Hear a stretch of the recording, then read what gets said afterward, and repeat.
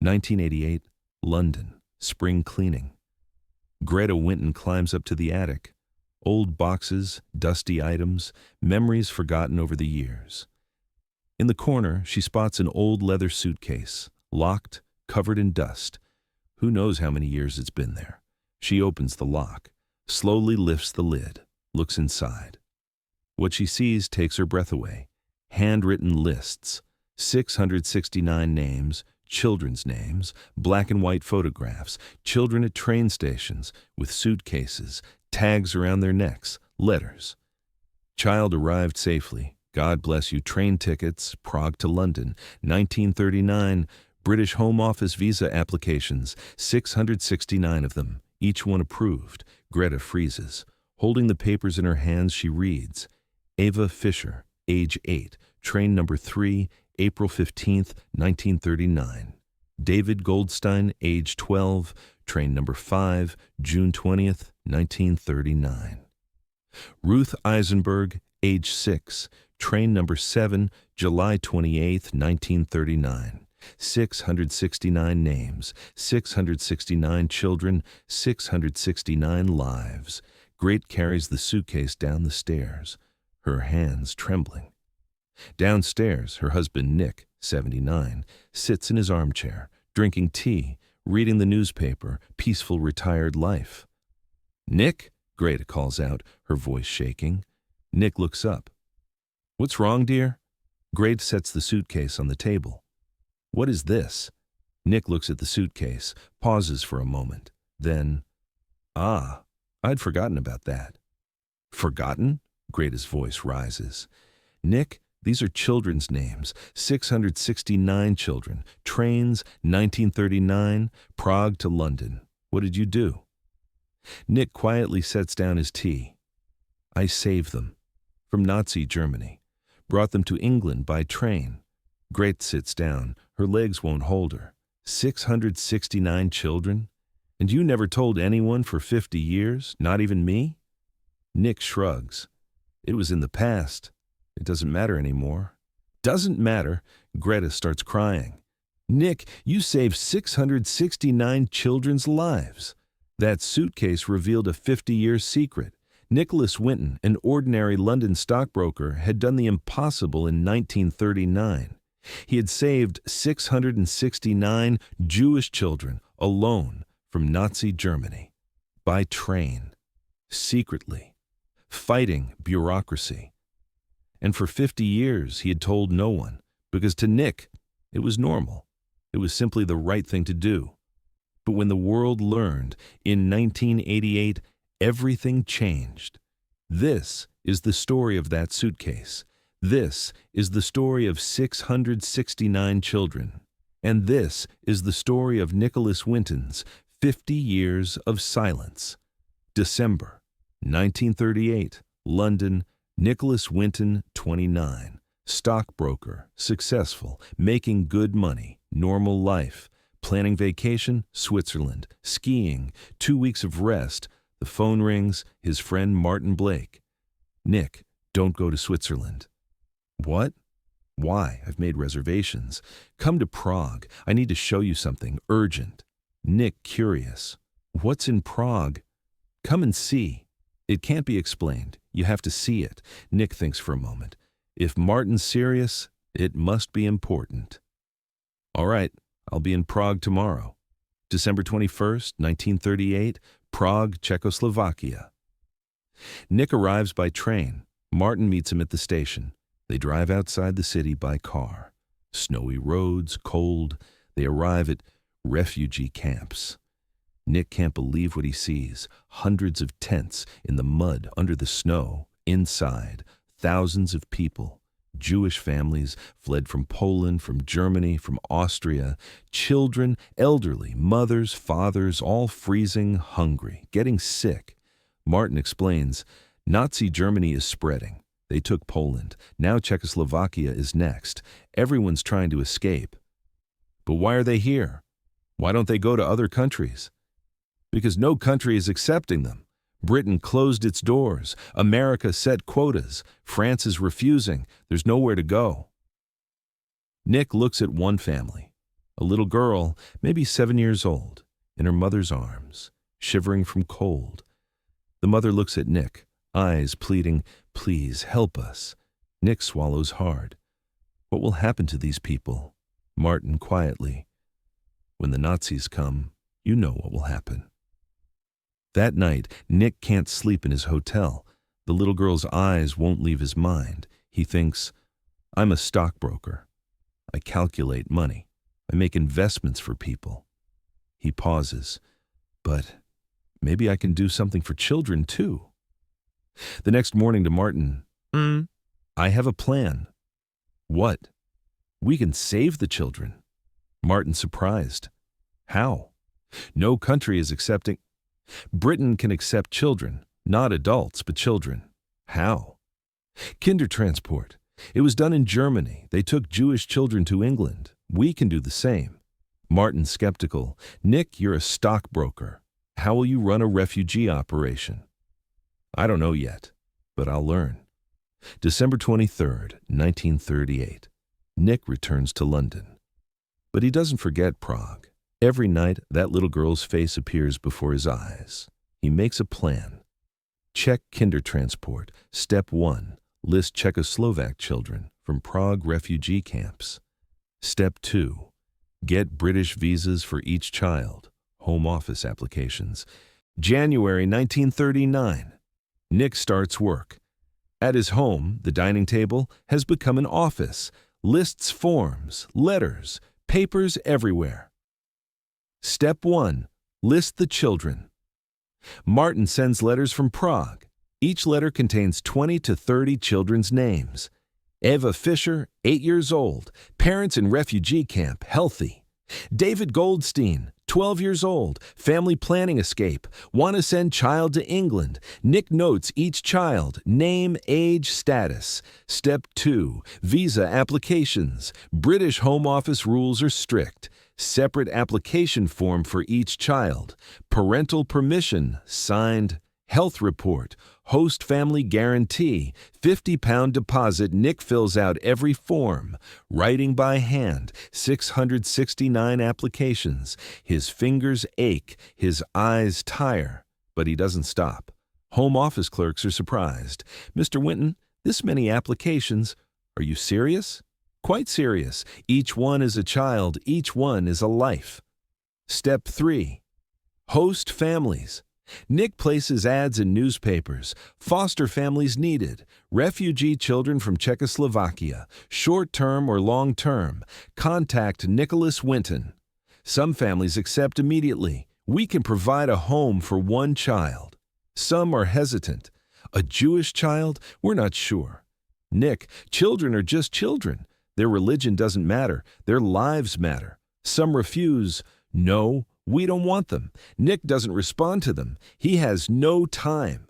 Step 4. £50 deposit. Each child needs £50 guarantee. Home Office rule. Nick spends his own money, £1,000 for the first 20 children. Then he writes letters to friends. "Can you help? Children are dying there." Donations start coming in. £10, £25, £50, sometimes £100. One woman sends a letter. "I have no house, little money, but I'm sending £5. Please use it for one child." When Nick receives that £5, he cries. Step 5. Train organization. The train route is complex. Prague, Czechoslovakia, Dresden, Nazi Germany, transit, Holland, Hook of Holland, ferry, Harwich, England, London. They have to pass through Nazi Germany. Dangerous.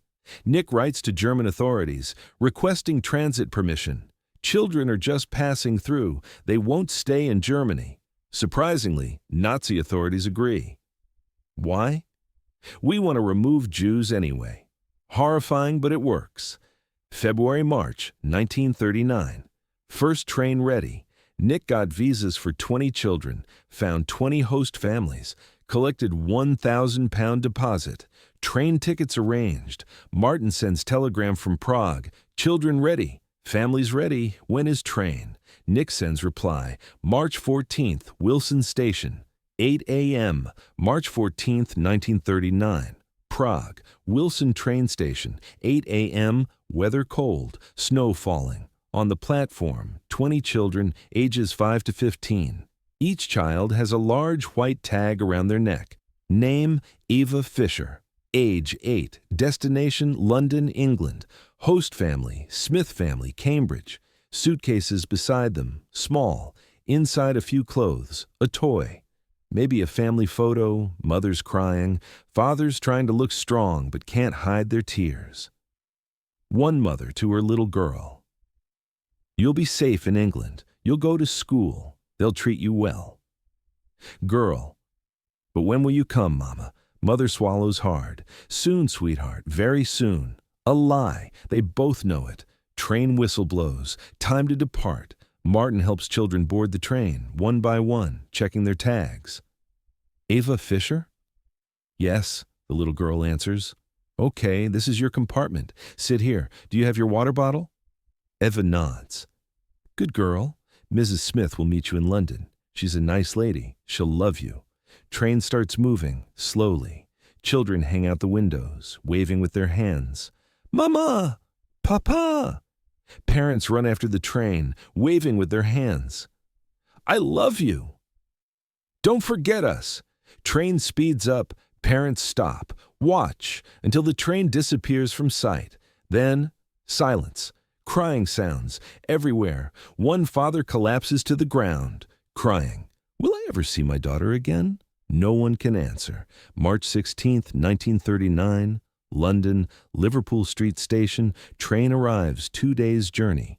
Children tired but safe. On the platform, 20 British host families waiting. Martin delivers children to families one by one. Mr. and Mrs. Smith, Eva Fisher is yours. Eva is small, scared, doesn't speak English. Mrs. Smith bends down, smiles, extends her hand. Hello, Eva. Welcome to England. You're safe now. Eva doesn't understand the words, but she understands the smile. She hugs Mrs. Smith, crying. Nick waits for news in London. Phone rings. Martin. Nick? 20 children arrived safely, all with their families. Nick breathes with relief. First train successful. When's the second? I'm starting immediately. There are still 600 plus children. March to August 1939. For 5 months. Nick doesn't stop. Daytime, working at the stock exchange, making money. Nighttime, at home, visa applications, host family letters, train organization. Sleep, 4 to 5 hours. Not enough, but he has work to do. Train number 2. March 31st, 1939, 50 children. Train number 3, April 15, 1939, 70 children. Train number 4, May 17th, 1939, 80 children. Train number 5, June 20th, 1939, 90 children. Train number 6, July 14th, 1939, 100 children. Train 7, July 28, 1939, 110 children. Train 8, August 2, 1939, 169 children. Every train successful. Every child arrives safely in England. Total, 669 children saved, 669 names in Nick's notebook, each one carefully written, each name, a life, a future, a hope. But the operation gets harder. Nazi Germany becomes more aggressive, invades Czechoslovakia. March 1939. Now there's no Czechoslovakia, Protectorate of Bohemia and Moravia, under Nazi control. Train passages become riskier. But Nick doesn't stop. August 1939. Nick plans the 9th train. Biggest group, 250 children. Lists ready, visas approved, host families ready, tickets purchased. Date, September 1st, 1939. September 1st, 1939. Prague, Wilson train station, 8 a.m. Train on platform. Coal loaded, engineer ready, 250 children with their suitcases, tags around their necks, mothers making final farewells, fathers trying to look strong. You'll be safe in England. Don't forget us. I love you so much. Children about to board train. Doors open. Martin helping. Come on, everyone find your compartment. Suddenly, an official comes running, red-faced, out of breath. Stop! Train canceled. Martin freezes. What? Why? Nazi Germany invaded Poland this morning. War has started. All borders closed. No trains can pass. Martin can't believe it. But the children are ready. Families are waiting in England. Impossible. Order is final. No trains will move. 250 children frozen on the platform. Train doesn't move. Mothers and fathers shocked, crying, screaming. No, take our children, please. But nothing can be done. Borders closed. War started. 250 children never reached England. London. Nick hears the news. Phone rings. Martin. Nick, the 9th train was canceled. Nick's world stops. What? How? War started. Borders closed. 250 children. They stayed here. Nick drops the phone. Sits on the floor. 250 children. One day, if only one day earlier. None of those 250 children survived. All of them died in Theresienstadt, Auschwitz, Bergen-Belsen, Nazi concentration camps. When Nick learned this, in 1945, when the war ended, he made a list. 250 names. For his whole life, on his bedroom wall, that list remained. Every night before sleeping, Nick would look at the list. "I'm sorry," he would whisper. "I couldn't save you." September 1939, May 1945, World War II. Nick drafted into military, Royal Air Force, RAF. Not a pilot, but support unit. Joins the war, does his duty. But his mind always on 669 children and 250 lost. 1945, war ends. Nick returns to normal life, stock exchange, work, gets married to Greta. 1948, has children, Barbara. 1950, normal family life, quiet, calm, but doesn't tell anyone that he saved 669 children, even Great doesn't know, for years. 1950 to 1988, 38 years of silence. Nick retires. 1982, has grandchildren, works in his garden, reads books, normal old man life. Neighbors don't know, friends don't know, even family doesn't know. 669 children. Some remember Nick. Most have forgotten. Some don't even know who saved them. Why didn't Nick tell anyone? Journalists asked later. Mr. Winton, why were you silent for 50 years? Nick's answer simple. Because it was in the past. It was the right thing to do then. No need to talk about it now. But 669 lives. Yes. And they're living. That's enough. My name doesn't need to be known. 1988, spring, London. Great in her 70s doing spring cleaning. Attic, dusty, messy, finds old suitcase, opens lock. 669 names, photographs, letters, trains, shocked. Asks Nick, "What is this?" Nick, "Old files. I'd forgotten." Nick, "You saved 669 children and never told anyone?" It wasn't important. Not important? Gret crying, both happy and angry. Nick, you're a hero. The world should know. Nick shakes his head. No need. Those children are old now. They have their own lives. My name doesn't matter. But Nick, Greta, please. What's in the past should stay in the past. But Greta doesn't listen. That night, Greta makes a decision. Nick won't say it, then I will. Writes letters to journalists, to BBC, to the Times. My husband saved 669 Jewish children from Nazi Germany in 1939. He hasn't told anyone for 50 years. The world should know. BBC responds. Mrs. Winton, this is an incredible story. Do you have documents? A suitcase full, 669 names, photographs, letters, everything. Would your husband give an interview? He won't want to, but I'll convince him. Greta convinces Nick. Nick, Those children remember you. They want to know where you are, if you're alive. Nick hesitates. I don't know. Nick, you owe them. At least see them again. Finally, Nick agrees. Okay. One interview, but nothing big. February 21st, 1988, Sunday evening, BBC Studios, London. That's Life, popular TV program, live broadcast, 15+ million British watch every week. Host, Esther Ranson, famous, beloved. Nick, 79, arrives at studio. Greta beside him. You'll just sit as audience, among the viewers, relax. Nick, why am I not going on stage? Esther wanted it this way. It'll be a surprise. Nick suspicious but agrees. Studio packed. 200+ audience, seats full. Nick sits in one of the front rows, like an ordinary viewer. Looks around. Mostly middle-aged people, in their 60s to 70s. Nick.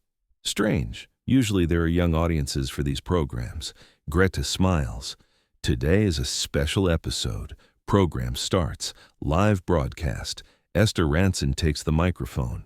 Good evening. Tonight we'll tell a very special story about 1939, before World War II, when Nazi Germany began invading Europe.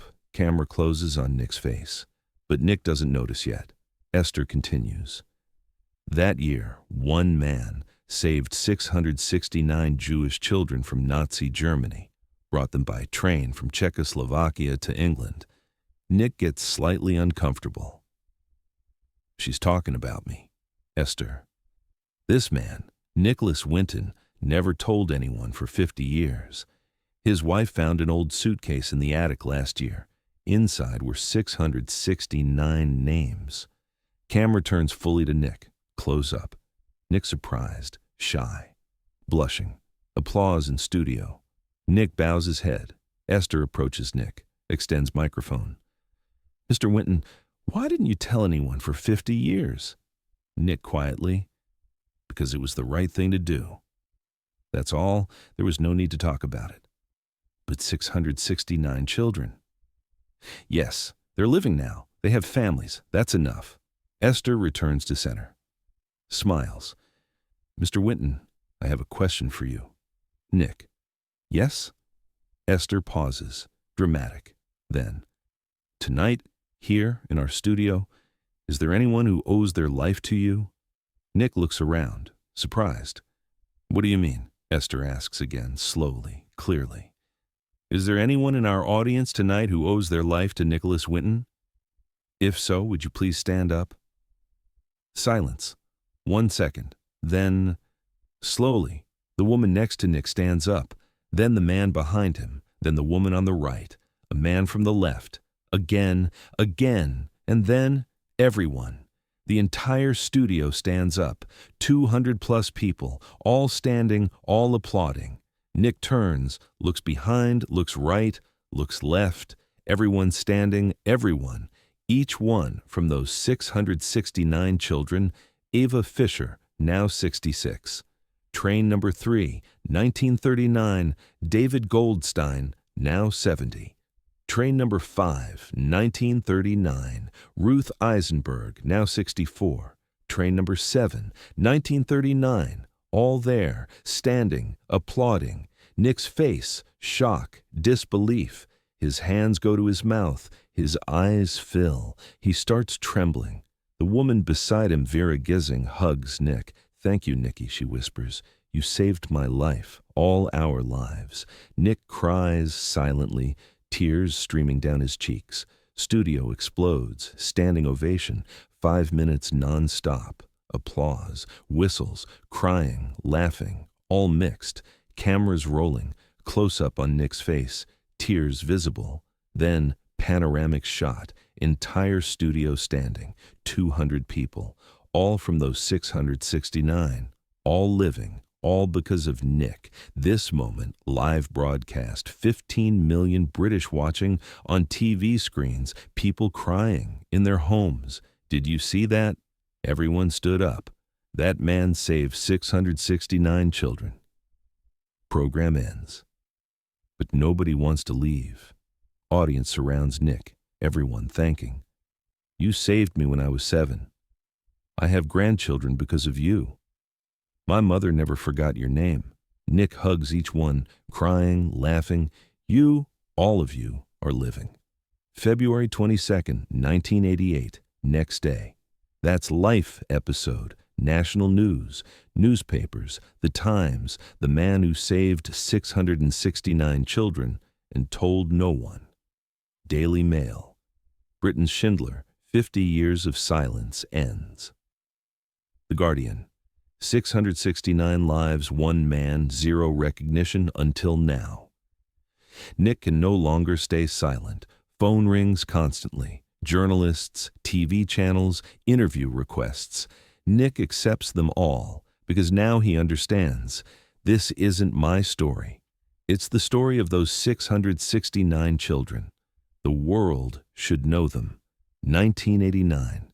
Nick invited to Czechoslovakia. 50th anniversary, first train. March 14th, 1939, Prague Wilson Station, ceremony. 100+ people, survivors from those 669. Their children, their grandchildren, everyone thanking Nick. Czech president speaks. Mr. Winton, you didn't just save 669 children. You saved 669 families, 669 futures. 2002. Buckingham Palace, Queen Elizabeth II, knights Nick, 93, kneels. Difficult old legs, but he does it. Queen touches sword to his shoulders. Arise, Sir Nicholas Winton. Nick stands up. Now, Sir Nicholas Winton, 2003. Prague, a monument unveiled, Wilson train station, on the platform, bronze statue, children on train, Nick beside them. Inscription, Nicholas Winton saved 669 children. 1939. Nick at ceremony. This isn't for me. It's for those children, and for the 250 I couldn't save. He still hasn't forgotten the 9th train. 2014. Prague. Another honor. Czech President Miloš Zeman gives Nick the Order of the White Lion, highest Czech honor, rarely given. Nick, 105, in wheelchair. But sharp mind. Mr. Winton, you are a hero of the Czech people. Nick, no. The Czech people are heroes. They entrusted their children to me. I just carried them. 2015. Nick, now 106 years old. Oldest, sir, in England, still sharp, still remembers every child. Journalists ask, what was your happiest moment, Nick thinks. Then, 1988, BBC Studio, when everyone stood up. That moment, I understood. They're living, they have families, they have children. I just gave them a chance. They used it. And your saddest moment, Nick goes quiet. September 1st, 1939, the 9th train. 250 children. I couldn't save them. His eyes fill. 76 years passed, but the pain still fresh. July 1st, 2015. Nick dies, 106 years old, natural causes. July 8th, 2015. Funeral, 2 ceremonies. First ceremony, London, near Westminster Abbey, small church.